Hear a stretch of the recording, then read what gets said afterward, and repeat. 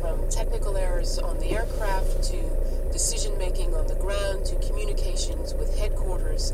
So it's going to be definitely looked at as a major failure, of course, of the U.S. Army. The general has said that he has taken immediate steps to implement changes that have been recommended so that those failures don't happen again. But given the extent and the detail of what went wrong, I think that there will still be questions of whether it could happen again, but also how many times before wrong targets have been struck.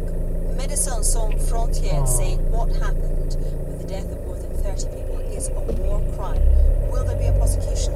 We don't have very much information about the whole accountability side of this, except that the general said that those who were involved had been suspended and that there would be a disciplinary process, and that would be an internal military disciplinary process. So in terms of the MSF accusation of war crimes, MSF has asked for an international independent investigation, which would presumably look more closely at those kinds of things. The Army has always said and continued to say today that it had faith in its own processes, that these were impartial and thorough. And when the spokesman was asked about laws of war, he didn't really respond to the question. He just said that what had been violated was U.S. rules of engagement. This type of mistake, it isn't entirely without precedent, is it? Well, throughout the war in Afghanistan and the period of the U.S. forces in Afghanistan, there have been incidents of where the U.S. has hit civilians and has hit wrong targets. That had decreased significantly over the recent years, partly because the U.S. rules of engagement had become more stringent, and partly because the U.S. has been withdrawing troops and putting the fight to the Afghan troops. Now they are there in a smaller role and in a support role for the Afghan troops. So one of the reasons the general gave for the fact that this all went so terribly wrong, he didn't say it was the only reason, of course, because what contributed was fatigue and the tempo of operations in Kunduz at the time.